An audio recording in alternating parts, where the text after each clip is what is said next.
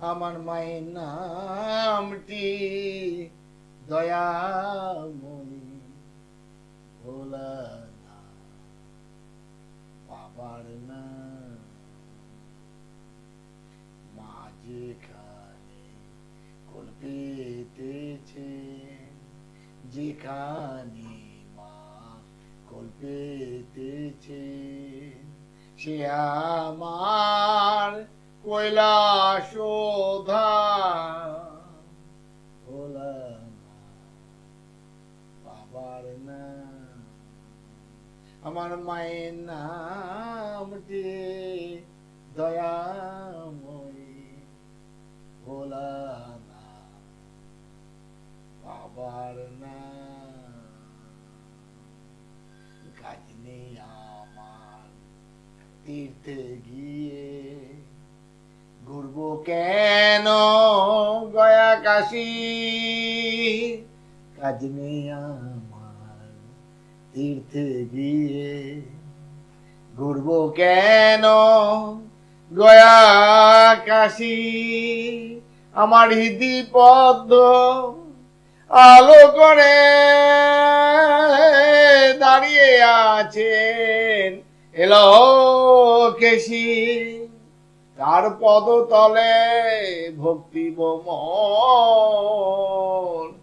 নাম জপেছে অভিরাম, ভোলা না বাবার নাম। আমার মায়ের নামটি দয়াময়ী, ভোলা না বাবার নাম। আজ অনেকদিন বাদ সৃষ্টি চ্যানেলে তোমাদের সামনে আমি এসেছি। প্রায় 1 বছরের উপর হলো আমি আসতে পারি।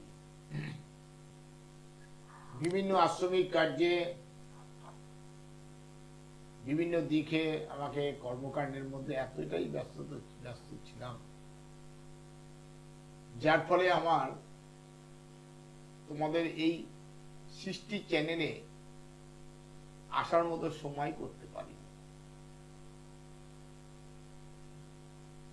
তাই আসতে পারিনি। তোমরা হয়তো অপেক্ষা করছিলে, অনেকে আশ্রমে গেছো, প্রত্যেকে অনেকে ফোনও করছো। আমার যত ছেলেমেয়েরা আছে, আমার ঘরের সকল মানুষেরা, যারা বিভিন্নভাবে খোঁজ নিয়েছো এবং আশ্রমে ছুটেও গেছো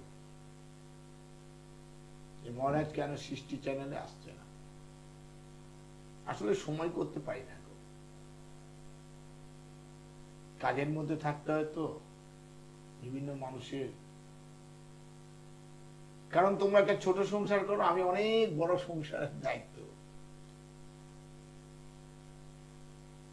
এই পথে যখন এসেছিলাম তখন তো এই একজনকে দেখে এসেছিলাম, আর সেদিন বলেছিলাম তোমার সংসারের দায়িত্ব আমি নেব, যদি তুমি সেই শক্তি সামর্থ্য দাও। আজ তারই কাজ করে চলেছি।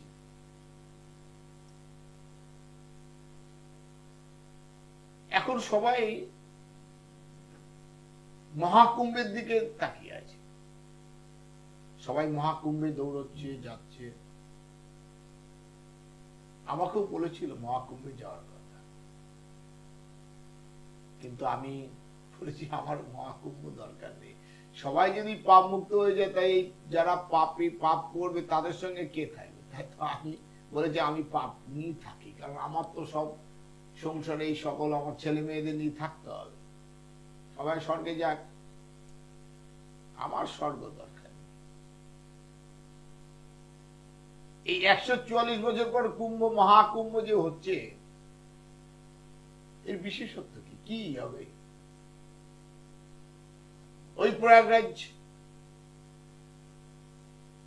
এলাহাবাদে প্রয়াগরাজে গিয়ে ওই ডুব দিলেই কি পাপ মুক্ত হয়ে মোক্ষ লাভ করে মুক্তি পাবে? দেখো, মহামহিম ভীষ্ম গঙ্গার গর্ভে জন্ম নিয়েও সে কিন্তু পাপ মুক্ত হতে পারেনি। আমি একটা সাধারণ কথা বলি, তোমার কর্মই তোমাকে পাপ মুক্ত করে তোমাকে স্বর্গের পথে নিয়ে যাবে, আবার তোমার কর্মই তোমাকে নরকের পথে নিয়ে যাবে। সেই সুকর্মই হচ্ছে তোমাকে স্বর্গের পথ দেখাবে এবং সেখানে মুক্তি দেবে, আর কুকর্মই হচ্ছে তোমাকে নরকের পথে নিয়ে যাবে। কৃষ্ণ দ্বৈপায়ন বেদব্যাস আজ থেকে আনুমানিক ধরো 10,000 বছর আগে তিনি চতুর্বেদ, 18টি পুরাণ, মহাভারতের মতো মহাকাব্য এবং সর্ব উৎকৃষ্ট সর্বশ্রেষ্ঠ উপাখ্যান শ্রীমদ্ ভাগবত রচনা করেছিলেন। তিনি সর্বপ্রথম যে শ্লোকটি লিখেছিলেন সেই শ্লোকটি হলো সত্য রূপম পরম ব্রহ্ম সত্যং হি পরম তপঃ সত্য সত্য মূলা গিরা সর্বা সত্য হি পরতম। সত্য রূপম পরম ব্রহ্ম সত্য হি পরম তপঃ সত্য মূলা কিরা সর্বা সত্য হি পরতম। কি বলতে চাইলে, সত্যই হচ্ছে পরম ব্রহ্ম মানে ভগবান, সত্যই হচ্ছে তপস্যা। জগতে বড় বড় যত শ্রেষ্ঠ কাজ হয়েছে তার মূলে হচ্ছে সত্য। সত্য ছাড়া জগতে ভালো কিছুই হতে পারে না। তাই ভগবান বুদ্ধ অষ্টাঙ্গিক মার্গের কথা বলেছিলেন, সৎ কর্ম, সৎ শ্রবণ, সৎ দর্শন, সৎ বাক্য, সৎ জীবন যাপন। এই আটটা যে সৎ মার্গ জীবনে, এই অষ্টাঙ্গিক মার্গের কথা ভগবান বললেন মুক্তি লাভের, মোক্ষ লাভের উপায়। তাহলে এই কুম্ভ কি, এখানে সত্যি কি ডুব দিলে মুক্তি বা মোক্ষ প্রাপ্ত হওয়া যায়? এর বিশেষত্ব কি? দেখো, আমাদের চতুর্বেদ, 18টা পুরাণ, উপনিষদ যা কিছু আছে, মানে ভাগবত, এখানে কোথাও কিন্তু এই কুম্ভের কথা বলা নেই। খুব জানতে হবে। তাহলে কুম্ভ কে শুরু করলো? এই কুম্ভ শুরু করেছিলেন জগৎগুরু শঙ্করাচার্য। এই শঙ্করাচার্যকে কেন জগৎগুরু বলা হয়?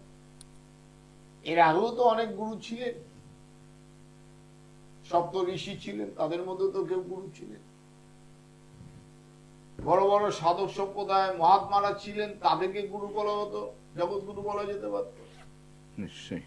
কিন্তু শঙ্করাচার্যকে জগৎগুরু বলা হলো। শঙ্করাচার্য এমনই একটি সামাজিক পটভূমিকায় জন্মগ্রহণ করেছিলেন যে সময় ইসলামিক মতবাদ হযরত মুহাম্মদের দেহাবসানের পর কিছু গোঁড়া মৌলবাদী, যারা এই উগ্র গৌর মৌলবাদীরা, তারা জোর করে ইসলামে পরিণত করছে। কি বুদ্ধিস্ট, কি জৈন, কি ইহুদি, কি সনাতন ধর্ম বলে। এই সনাতন ধর্মাবলম্বীদের বিশেষ করে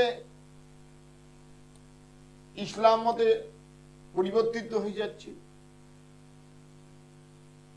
ঠিক সেই পটভূমিকা আজ থেকে 1225 বছর আগে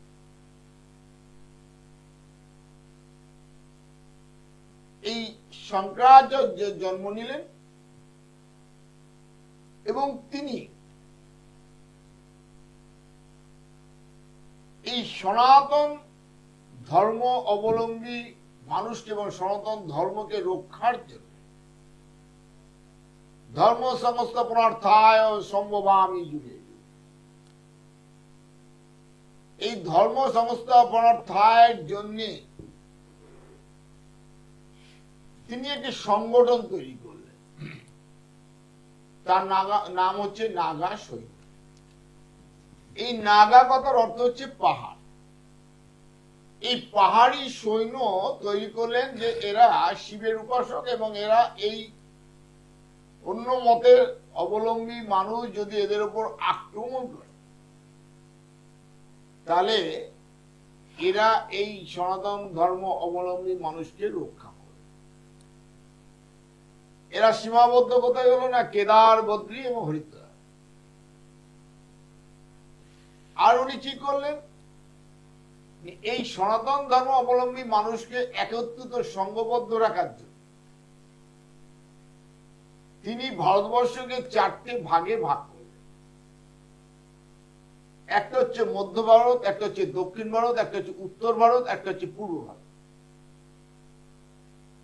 এবং এই 4 ভাগে ভারতবর্ষে করলেন 4টে নদীকে নিলেন।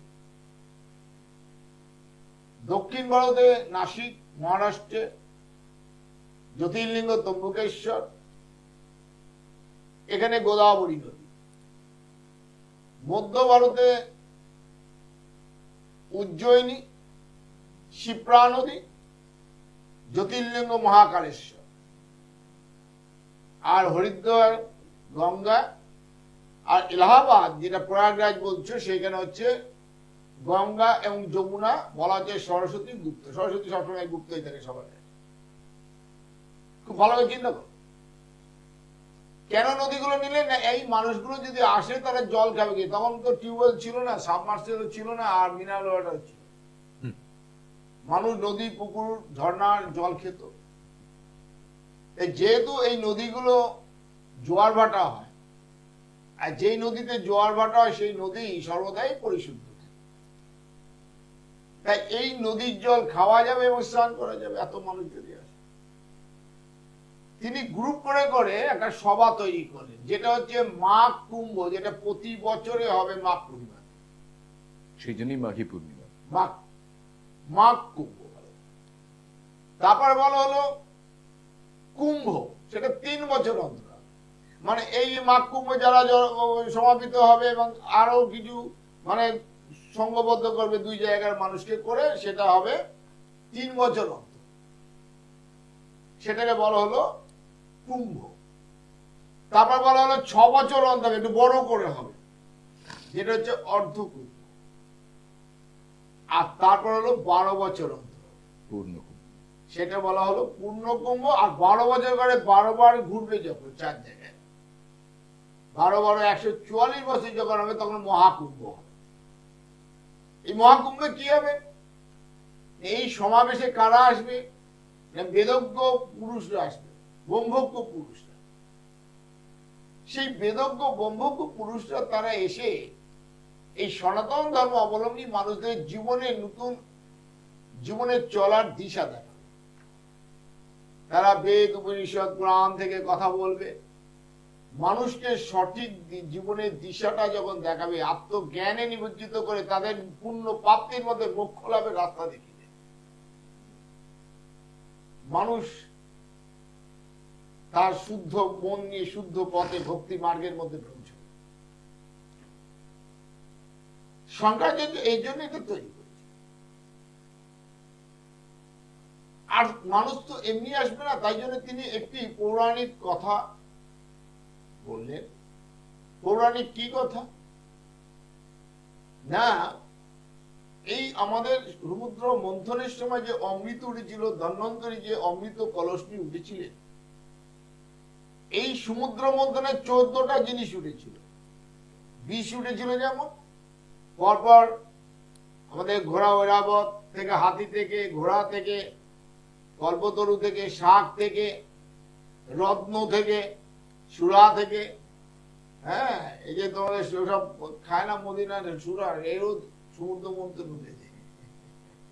শঙ্খ থেকে, হ্যাঁ, তারপরে কুবের, মহালক্ষ্মী, সর্বশেষে ধন্বন্তরী, পারিজাত, সবই 14টা আইটেম। ওই জন্য আমাদের কালী পুজোর আগে 14 প্রদীপ জ্বালানো হয়। 14 প্রদীপ জ্বালানো হয় এই জন্য। আর মারোয়াড়িরা এটাকে ধনতেরাস করে, মানে ওদের হালখাতা হয় ব্যবসায়িক করা। আমাদের পয়লা বৈশাখ হয়, তারা ধনতেরাসকে দিন করে। এই দিনকে ধন্বন্তরী উঠেছিল, কুবের উঠে, মা স্বয়ং উঠেছিল। সেই দিনটা শুভ হিসেবে তারা এটাকে পালন করে। তারা নতুন ব্যবসার খাতা খোলে, কিন্তু আমরা সেদিন কেনাকাটি করে বলি, মানে বাঙালিরা, মানে সব দিকেই আমরা আছি। যাক, কেন আছি আমরা নিজেরা বুঝি। এই যে সমুদ্র মন্থনে যে ধন্বন্তরী যে কলস নিয়ে উঠলেন, অমৃত কলস, দেবতা এবং ওষুধের মধ্যে কে নেবে, কে অমৃত পান করবে, অমর পাবে, হয়ে যাবে। এই যে টানাপড়ন চলে, টানাটানি চলে 12 দিন, আর মরতে সেটা 12 বছর হয়। আর এটা গরুর কাশ্যপ মুনি 13 জন স্ত্রী ছিল, দক্ষ রাজা 13 জন কন্যাকে বিবাহ করেছিলেন কাশ্যপ। আর এই কাশ্যপ মুনি থেকে, কশ্যপ থেকে কাশ্মীর কিন্তু নামটা হয়েছে। কাশ্মীর নামটা কিন্তু অন্য কাউ থেকে হয়নি, কশ্যপ থেকে কাশ্মীর। আর এই যে 13 জন স্ত্রী ছিলেন, মাতা অদিতির গর্ভে জানো দেবতাদের জন্ম হয়, দ্বিতীয় গর্ভে অসুরের হিরণ্যকের জন্ম হয়, কারোর গর্ভে পক্ষী জন্ম, কারোর মধ্যে এই একটা একটা করে সব জন্ম হয়, যক্ষ গন্ধর্ব সব জন্ম হয়। মায়ের স্বরূপ যেমন হয়, সন্তান সেইভাবে জন্ম সৃষ্টি হয়।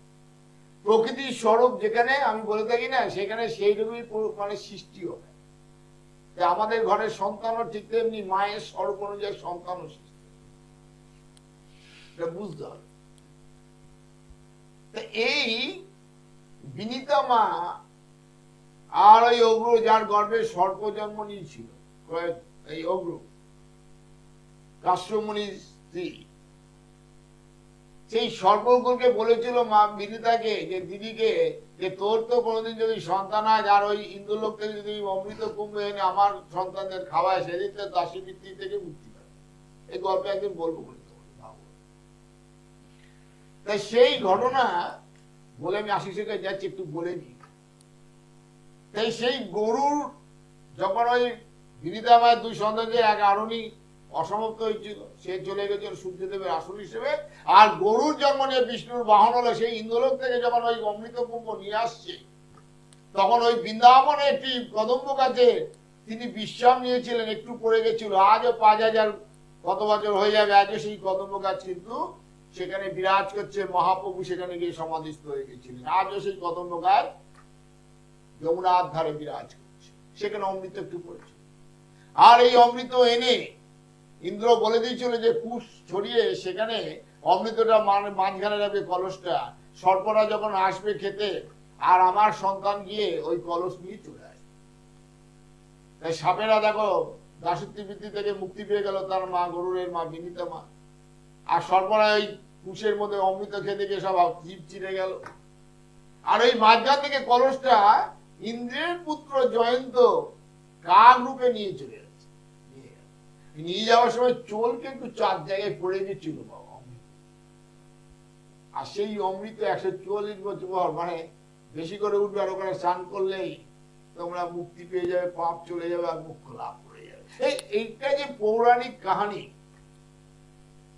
এটা বলে মানুষকে প্রভাবিত করলো, মানুষ জমা হইতে লাগলো। কিন্তু আসল উদ্দেশ্য হচ্ছে তাদের ভাগবত পুরাণ বেদ সম্বন্ধে, তাদের জীবনের সেই মুক্তির যে পথ, আলো দিশা তারা দেখাবে। জীবনের মুক্তির পথে তারা গিয়ে তাদের নিজেদের মুক্তি প্রাপ্ত হবে। এই যে অমৃত কথা, অমৃত আত্মায় পরিণত হবে, সেই বেদজ্ঞ ব্রহ্মজ্ঞ পুরুষ তাদের এই জায়গায় এসে তারা তাদেরকে এই অমৃত সুধা পান করাবে।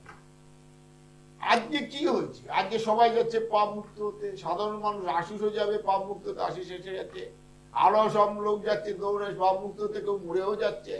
আবার সাধুরাও পাপ মুক্ত হতে, তাহলে সাধুরাও পাপ করে, প্রমাণ হবে না? সাধুদের কি যাওয়া দরকার আছে ওখানে স্নান করার জন্য? তারপরে তারাও পাপ করে। আর নাগা সৈন্য হয়ে গেছে নাগা সন্ন্যাসী। আর তাই দেখে আজকে মেয়েরাও বলছে আমরা কেন পিছিয়ে থাকবো, আমরা নাগা সন্ন্যাসিনী হয়ে যাই। মায়েরা যদি নাগা হয়ে যদি লগ্ন হয়ে বিভস্ত হয়ে ঘোরে, সেটা সন্তানদের পক্ষে আমার মনে ভালো লাগে না, আমার পক্ষে তো ভালো লাগে। আমার মা আমার কাছে সর্বদাই সুন্দর, কিন্তু আমার মা বাহ্যিক জগতের কাছে এইভাবে যদি ঘোরে, সেটা কি শোভনীয় বাস্তব জগতের ক্ষেত্রে? জানি না তোমরা কি বিচার করবে, কি বলবে আমি জানি না, কিন্তু আমি সন্তান হিসেবে আমি বলি যে আমার কাছে ভালো লাগে না। তাই জন্য আমি বলেছিলাম এর আগে, মনে জায়গায় বলেও থাকছি। তাই বলবো, ত্রিবেণী সঙ্গমে যমুনা দেখছো, গঙ্গা দেখতে হবে, সরস্বতী দেখতে হবে। সরস্বতী সকল অন্তরে, সকলের ভেতরে সুপ্ত অবস্থায় আছে, তিনি জিভ হাতে বিচরণ করছে। আর তুমি সরস্বতীকে অনুভব করতে হয়, ওখানে তো দেখতে হয়, অনুভব করতে হয়। সরস্বতীকে অনুভব কি করবে? তার নৈতিকতায়, তার ব্যবহারে, তার চারিত্রিকতায়, তার বাক্যে, শব্দে, তাকে বোঝা যাবে যে মা তার কাছে কতটা প্রভাবিত, মা তার আশীর্বাদ কতটুকু তার ভিতরে দিয়েছে। আর যমুনা কি? যমুনা যে সূর্য বীর্যের শক্তি, সূর্য বীর্যের প্রতীক হচ্ছে যমুনা। গঙ্গা হচ্ছে শীতল পবিত্রতা এবং শান্তির প্রতীক, আর সরস্বতী হচ্ছে বিদ্যার প্রতীক। তাই সেই তিনটে সঙ্গমকার মধ্যে তিনিই তো সচ্চিদানন্দ গুরু, যিনি সূর্য বীর্যের প্রতীক, যিনি সৎ, পবিত্র, শান্ত, যিনি বেদজ্ঞ, ব্রহ্মজ্ঞ, তিনি ত্রিবেণী সঙ্গম। সেই সঙ্গমে স্নান করলে আমার মনে হয় মুক্তি পাবেই পাবে। এই মনুষ্য জন্ম থেকে তোমরা মোক্ষ লাভ নিশ্চয়ই করবে। ওই কুম্ভের ওই গঙ্গা জলে স্নান করে ভক্তি করতে, ভক্তির মার্গের মধ্যে পৌঁছে দিকে অভক্তি নিয়ে, পাপ নিয়ে ঘরে আসার কোনো প্রয়োজন নেই, কোনো প্রয়োজন নেই। জয় মা, জয় মা, জয় মা। আমি তোমাদের সাথে কথা বলবো, আশিস এসে গেছে। তবে তার আগে, কথা বলার আগে যাকে আমি স্মরণ করি, আমার জন্মদাতা পিতা স্বামী তৎপ্রসানন্দ মহারাজকে প্রণাম জানাই, প্রণাম জানাই আমার গর্ভধারী মাকে, যিনি সর্বাঙ্গে জড়িয়ে আছে, ঠাকুর শ্রী শ্রী রামকৃষ্ণদেবকে প্রণাম জানাই। বলবো তোমরা প্রকৃত মানুষ হও, মানুষ হও, মানুষ হও। জয় মা, জয় মা, জয় মা, জয় মা। মানুষের কথা শুনছিলাম, মহারাজের কথা মানে মানুষের কথা। দুটো জিনিস ভীষণ গুরুত্বপূর্ণ উঠে এলো এখানে। তিনি যেন একটা পরিক্রমা করছিলেন। আপনাদের সকলকে নমস্কার, প্রীতি এবং শুভেচ্ছা জানিয়ে একটা জিনিস তো বলতেই হয় যে মহারাজের এই কথন যেন আমাদের পথে বার করে, বের করে দেয়। কবে আমি বাহির হলেন সে তো আজকে নয়, এই যে আমাদেরকে বের করে আনা পথের মধ্যে, এবং সেই পথে তিনি পুরোধায় দাঁড়িয়ে এগিয়ে চলছেন, এবং সেখানে যেসব মণিরত্নের কথা বলছেন, বেদ পুরাণের কথা বলছেন, আমাদেরকে সেটাও মাথায় রাখতে হবে। যে বন্ধু একটু সঙ্গে থাকবেন, যে এই চলাচল তিনি দুটো জিনিস আমাদেরকে মনে করাচ্ছেন। একটা হচ্ছে কলস, একটা হচ্ছে কলুষ। এই কলস ভরার জন্য আমরা সকলে যাই, আবার কলুষিত হয়ে মানুষ যাচ্ছেন। একটি অত্যন্ত গুরুত্বপূর্ণ কথা মহারাজ বলছেন যে আচ্ছা, সাধুদের ওখানে যাওয়ার কি দরকার, তারাও কি পাপ স্খলন করতে যায়? এই কথাটা অন্তরে অন্তরে হয়তো অনেক মানুষ ভাবেন, কিন্তু বোধহয় বলেন না, বলে উঠতে পারেন না। কিন্তু ত্রিকালদর্শী শিবানন্দ মহারাজ এই কথাটা বলতে পারেন, তার কারণ তিনি আগেও বলেছেন। এবং আপনারা যারা তাঁর 2024-এর অনুষ্ঠান দেখেছেন, আমি এবছরের বিভিন্ন ধরনের যে ঘটনা এবং দুর্ঘটনা ঘটে চলেছে তাকে সামনে রেখে মহারাজ বলেছিলেন 24 খারাপ, 25 আরো খারাপ হবে। এই কথাটা তিনি বলেছিলেন এখানে বসে। এবং সত্যি সত্যি এই আজ আমরা ফাল্গুন মাসে ঢুকে গেলাম, যদি ইংরেজি ক্যালেন্ডারের দিকে দেখি, জানুয়ারি, ফেব্রুয়ারি খুব ভালো কি গেছে আমাদের পক্ষে? বোধহয় যায়নি। এবং সেই কারণে এই যে 144 বছর পরে এই মহাকুম্ভ এসেছে বলে যে ধ্বজা উঠছে, সেটা নিয়ে একটু ভাববার সময় এসেছে। কে আছেন সঙ্গে দেখে নিয়ে আমরা সেই আলোচনায় যাব। মহারাজের জন্য কিছু প্রশ্ন মনে মনে রয়েছে, যে প্রশ্ন আপনাদের হয়ে আমি করতে চাই, আমরা সেই প্রশ্নে যাব। কিন্তু তার আগে কে আছেন? জয় মা। বাবা, নমস্কার, আমি কল্যাণী থেকে বলছি। আমি একটু সংকটের মধ্যে রয়েছি বাবা, একটু আমি অনুষ্ঠান দেখি, সংকটের মধ্যে রয়েছি বাবা। তোমার নাম কি? আমার নাম মহাদেব ঘোষ। বয়স কত চলছে এখন? হ্যাঁ, কত বয়স? কত চলছে? আমার 62-63 কত হয় বয়স। একটু সাবধানে চলো, একটু মানসিকতাটা কমাও, ভগবানের নামে একদম দুহাত তুলে নাচো। কি হবে? সংসার ধর্মে সবকিছুই তো থাকবে, সমস্যা নিয়ে জীবন। কার সমস্যা নেই? ভগবানের সমস্যা সব থেকে বেশি তোমাদের থেকে। কি বললাম? জীবনে সেটাই ভাববে যে আমার থেকে তো বড় সমস্যা ভগবান। যে বিশ্ব ব্রহ্মাণ্ডে আমাদের 4-5 জনের সংসারের দায়িত্ব নিয়ে এত সমস্যা যদি বলি, তার কত বড় সমস্যা, তাই না? হ্যাঁ তাহলে আমি তো আনন্দে থাকবো জয় মা বলে। তিনি যেটা করবেন সেটা ঠিক, আমি আমার কর্তব্য কর্মটা ঠিক মতো করার চেষ্টা করি, তাই না? আর 63 থেকে 65 বছরটা সাবধান থেকো, কারণ একটু শারীরিক দিকে এফেক্ট আসবে, সাবধান থেকো। ঠিক আছে, ভালো থাকবেন মহাদেব বাবু। হ্যাঁ হ্যাঁ জয় ঠিক মা। আছে। খুব ভালো থাকবেন। এই যে সংস্পর্শ এবং সংসর্গ, ত্রিকালদর্শী শিবানন্দ মহারাজের যারা আসেন, তার আশ্রমে যারা গেছেন, যারা দেখেছেন, তারা দেখবেন এই চলাচল, যারা ইউটিউব ফলো করেন তারা হয়তো তার বৃদ্ধাশ্রমের যে কল্যাণের কথা, যে কর্মমুখর এই বৃদ্ধাশ্রমের কথা আমরা দেখি। তো আমরা বিভিন্ন জায়গায়, শহরের বিভিন্ন প্রান্তে, শহরের একবারে হার্ট অফ দ্য সিটিতেও আমরা দেখি একেবারে বিভিন্ন ধরনের বৃদ্ধাশ্রম রয়েছে। কিন্তু যারা বাদু শিবানন্দ সেবাশ্রমের সংলগ্ন এই বৃদ্ধাশ্রম দেখেছেন, তারা নিশ্চয়ই হয়তো এক বাক্যে স্বীকার করবেন যে জীবনের চলাচলকে শেষ দিকে সুমধুর করে তোলার জন্য, শান্তিপূর্ণ করে তোলার জন্য তার যে প্রয়াস, সেটা কিন্তু এক এবং অদ্বিতীয়। প্রশ্নের কথা বলছিলাম একটু আগে, আপনাদের টেলিফোনের অপেক্ষায় থাকতে থাকতে একটা প্রশ্ন করার জন্য ভীষণ মুখিয়ে আছি। সেটা হচ্ছে, তিনি কথা বলতে শুরুই করেছেন যখন, তখন কিন্তু আমরা বুঝতে পারছিলাম না যে তিনি কুম্ভ নিয়ে কি বলতে চলেছেন। সেটা অর্ধকুম্ভ হতে পারে, সেটা মহাকুম্ভ হতে পারে, কিন্তু এই বর্তমান কুম্ভের যে আগামী 25 তারিখ পর্যন্ত যে কুম্ভ চলছে, 26-এ গিয়ে শেষ হবে, আমরা একটা জিনিস হয়তো দেখছি যে বহু মানুষ যাচ্ছেন, কাউকে ফোন করে পাচ্ছি না, তারপর দেখছি তার ছবি আসছে, সে কুম্ভ স্নান করে দাঁড়িয়ে আছে। আমি যে কথা বলছিলাম কলুষ এবং কলস, এই কলস ভর্তি করে সেই ত্রিবেণী সঙ্গমের জল তুলে আনছি আমরা, কিন্তু কলুষিত মুক্ত হতে পেরেছি কি আমরা অন্তরে বাহিরে? সেইটা একটু জানার ভীষণ দরকার আছে। যে কাজ তিনি করছেন ত্রিকালদর্শী শিবানন্দ মহারাজ মানুষের জন্য বারবার, সেই কাজ আমরা যদি নিজেদের মতো করে একটু ছোট করেও করতে পারি, পৃথিবীটা বোধহয় আরেকটু বাসযোগ্য, আরেকটু সুন্দর, আরেকটু কলুষ মুক্ত হতে পারে। তখন আর ওই কলস ভর্তি ত্রিবেণী সঙ্গমের জলের বোধহয় প্রয়োজন হবে না। আর নিশ্চয়ই বিশ্বাসী মিলায় বস্তু তর্কে বহুদূর, সেটা তো খুব সত্যি কথাই। এই দেহ কলসের মধ্যে বেদ পুরাণ, হ্যাঁ, সবই ভাগবতের রয়েছে। সেই মহা তত্ত্ব, মহা সেই জীবনের মুক্তির কথা, সেই গুরুর মুখ দিয়ে শোনা হচ্ছে জীবনের মুক্তির জায়গা। সেই কলস ভর্তি করতে হবে। কে আছেন সঙ্গে? নমস্কার। হ্যাঁ নমস্কার স্যার। কে বলছেন? আমি আমার হাজবেন্ডের সম্পর্কে একটু জানতে চাই। হ্যাঁ, আপনি কোথা থেকে বলছেন? আমি তালতলা থেকে বলছি। তালতলা। এই তো কাছে। হ্যাঁ, আপনার হাজবেন্ডের নামটা জানতে চাই। মলয় সাহা। বয়স কত মা? কত বয়স? এই 52 53। তোমার নাম কি মা? একটু। তোমার নাম কি? আমার নাম অপরাধ সাহা। তোমার স্বামীর প্রচন্ড সময়টা খারাপ মা, প্রচন্ড ভালো সময়, হ্যাঁ প্রচন্ড আর্থিক অনটনের মধ্যে দেয়, প্রচন্ড আর্থিক অনটনের মধ্যে ঢুকে যাচ্ছে। হ্যাঁ কি বললাম? হ্যাঁ যা 2 টাকা আসলে মানে 10 টাকা খরচা, অযথা অর্থ বেরিয়ে যাচ্ছে, প্রচন্ড আর্থিক অনটন এবং নিঃস্বতার জায়গায় পৌঁছে যাচ্ছে, হ্যাঁ হ্যাঁ প্রচন্ড টেনশন, এমনি রাগ তো আছেই, আরো টেনশন রাগ আরো বেড়ে গেছে, বুঝতে পারছো? হ্যাঁ এবং এই টেনশন রাগের ফলে যদি জীবন সংশয় যোগ আছে, কিন্তু সাবধান, হার্টের ব্যাপার আছে। 58 বছর 3 মাস মধ্যে এই অশুভ সময় চলবে, তবে 55 বছর 7 মাস পর্যন্ত খুবই খারাপ যাবে মা, মানে জমানো জিনিসও বেরিয়ে যাবে।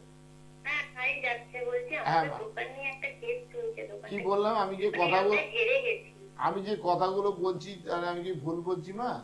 না না না সব ঠিক বলছে। হ্যাঁ মা, এখন এই সময়টা এতটাই টাফ সময়, মানে নিঃস্বতা, হ্যাঁ বুঝলে?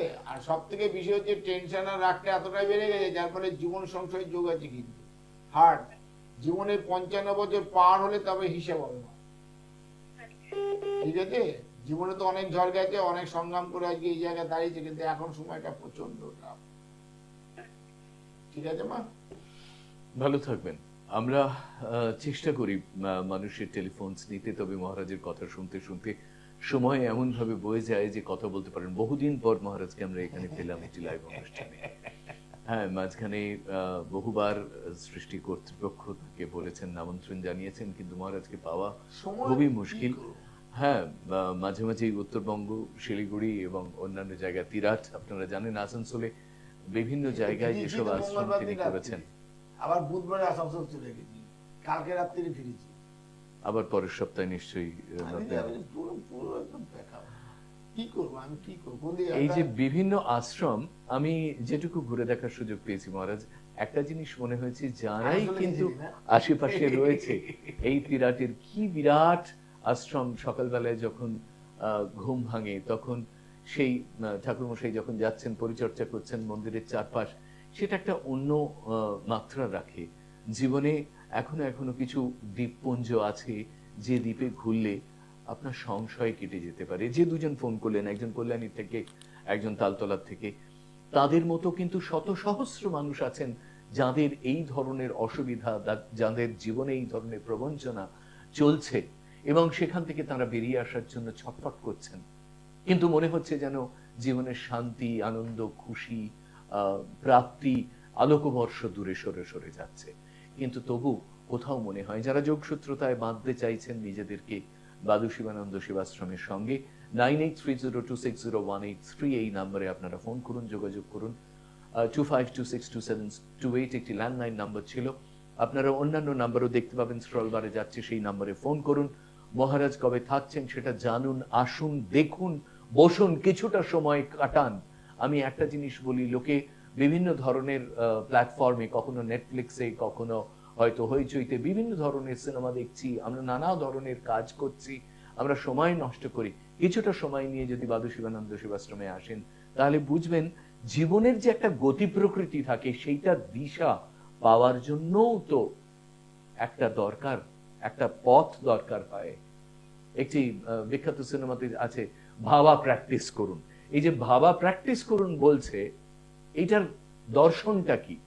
যে আমি কে সেটা যদি আয়নার মুখোমুখি দাঁড়িয়ে জিজ্ঞেস করার চেষ্টা করি, সঠিক উত্তরটা পাবো তো? পাবো না বোধহয়। মহারাজ একটু আগে বললেন না, আমাদের এই দেহ নামক আধারের মধ্যে আমাদের পুরাণ, আমাদের উপনিষদ এইটা রয়েছে। রবীন্দ্রনাথ বলছেন, আমার মুক্তি আলোয় আলোয়, এই আকাশে আমার মুক্তি, আমার মুক্তি ধুলায় ধুলায়, ঘাসে ঘাসে। এই যে বিশ্ব প্রকৃতির সাথে একটা মেলবন্ধন সৃষ্টি হয়ে যাওয়া, শুধুমাত্র এই মহাকুম্ভে গিয়ে ডুব দিয়ে চলে আসাটা নয়। সেই জন্য বলছে হ্যাঁ মহারাজ। আপনাতে মন আপনি থাকো, যেও না কো কারো ঘরে। মহারাজ শুনি একটু গানটা।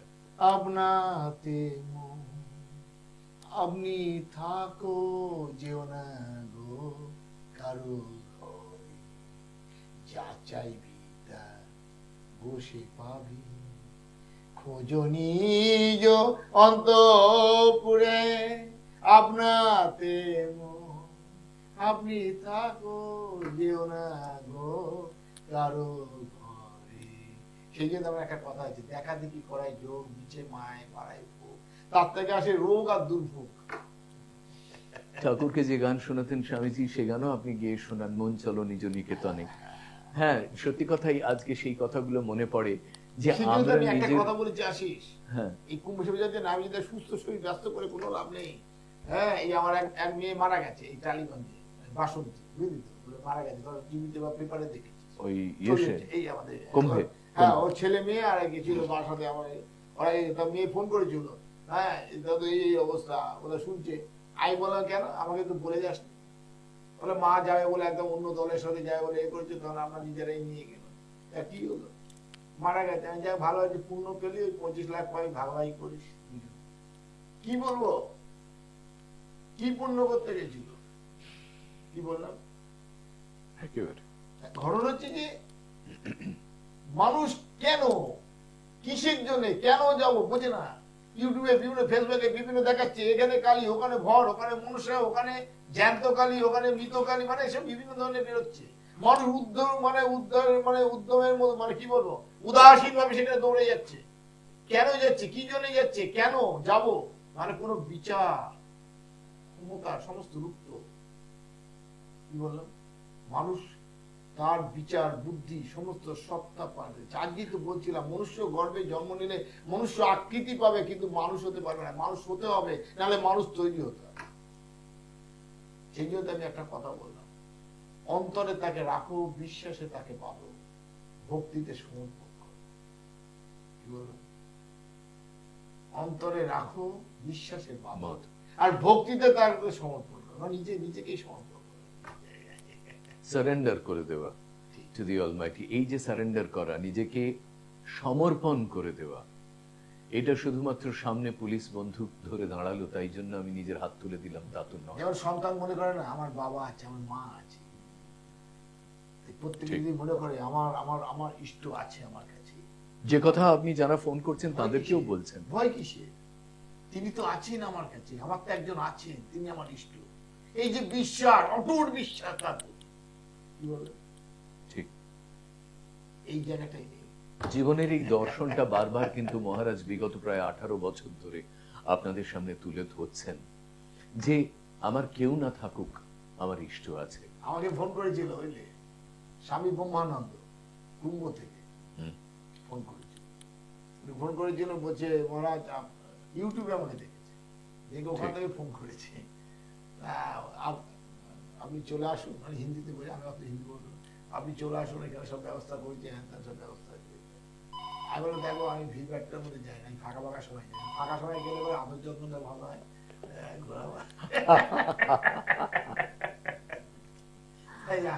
আর আমি একটা জিনিস জানি, যে সবাই যদি পুণ্য করে স্বর্গে চলে যায় বুঝলি, তাহলে মরতে যারা পাপ টাপ করে তাদের সঙ্গে কে থাকে?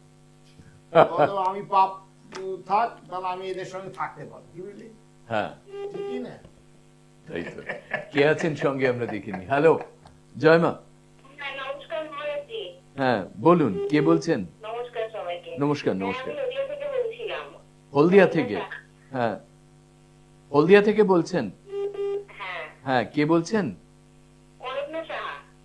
অনন্যা? হ্যাঁ, অনন্যা কার সম্পর্কে জানবেন? নিজের সম্পর্কে জানবো। হ্যাঁ, বয়স কত মা? 29 প্লাস। পুরো 30 হয়ে গেছে? হ্যাঁ, হ্যাঁ। 30 হয়েছে, শারীরিক মানসিক দিক দিয়ে একদম ভালো নেই তুমি। কি বললাম? শারীরিক এবং মানসিক দিক দিয়ে একদম ভালো নেই।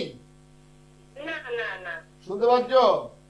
হ্যাঁ, শুনতে পাচ্ছি। হ্যাঁ, মাথার মধ্যে সর্বদা উল্টো পাল্টা চিন্তা কাজ করছে, হতাশা কাজ করছে জীবনের প্রতি।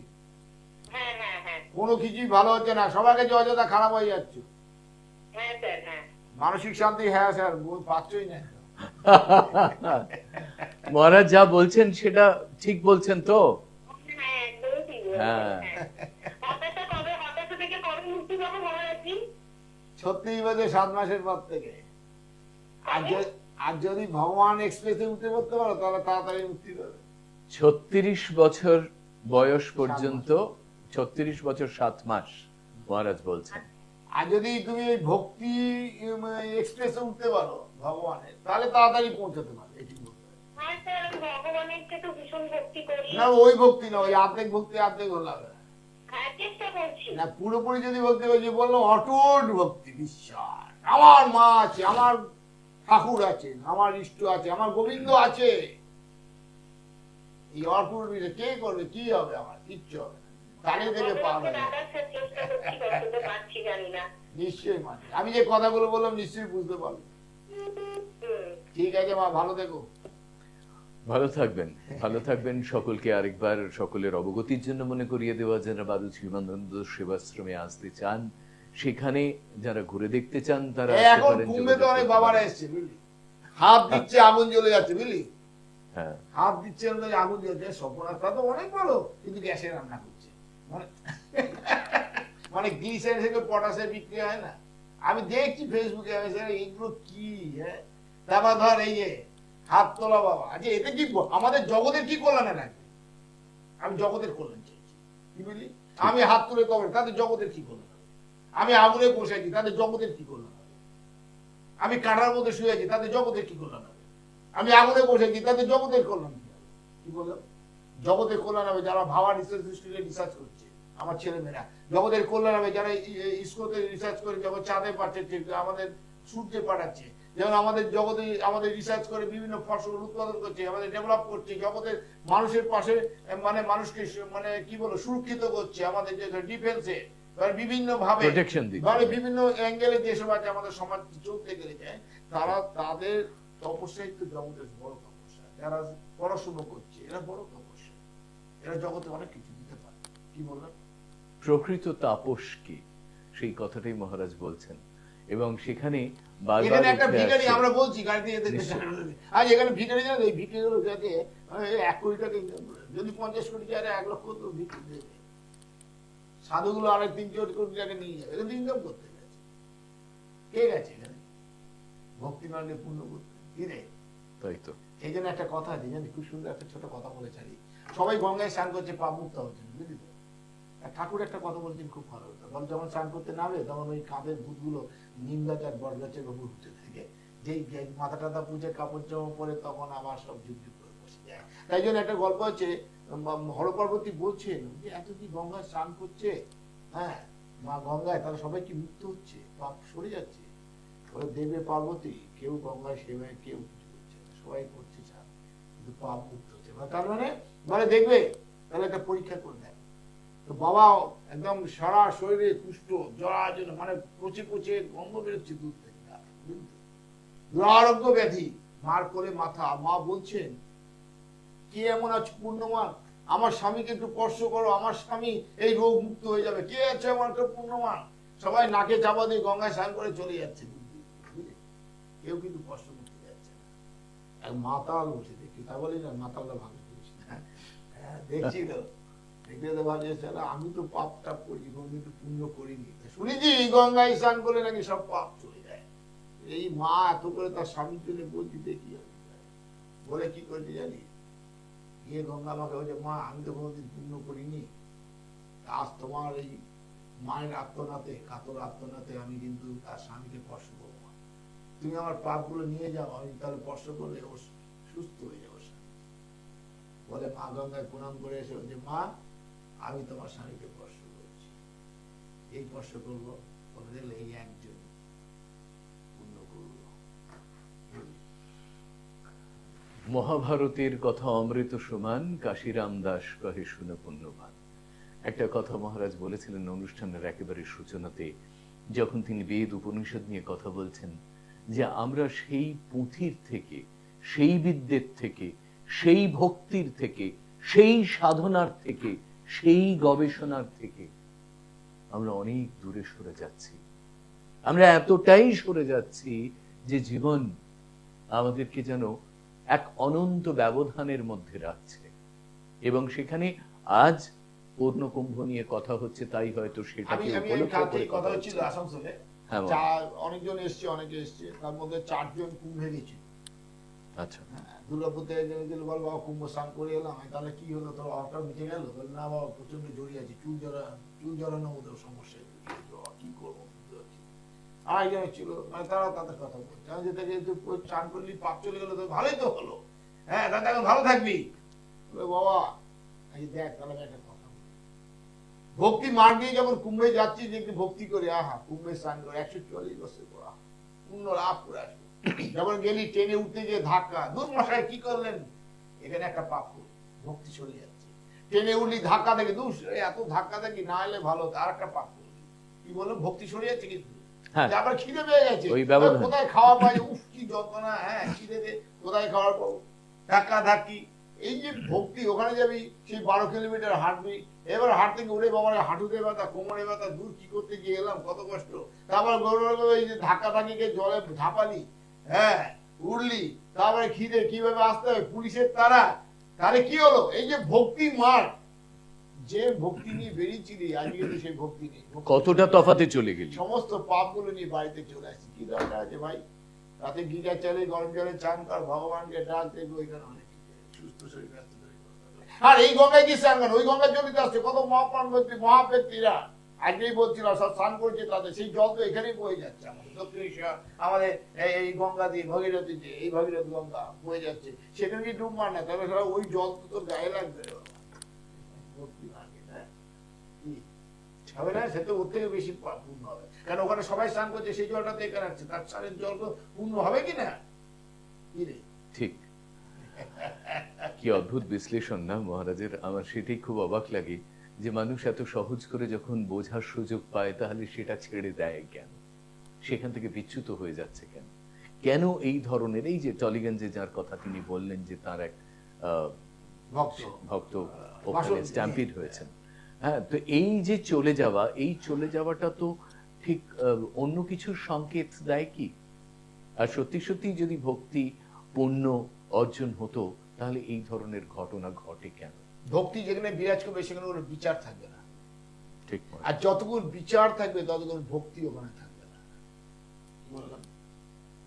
তুমি চলার পথে যদি ভক্তি থাকে তো সেই চলাটা হয়ে যাবে তোমার তীর্থযাত্রা, তোমার বসার প্রতি যেখানে ভক্তি থাকবে সেই জায়গাটা হচ্ছে পীঠস্থান, তীর্থস্থান। তুমি যদি খাচ্ছ, আহার করছো ভক্তিতে, প্রসাদ, তুমি যদি জল পান করছো ভক্তিতে, সেটা হচ্ছে চরণামৃত।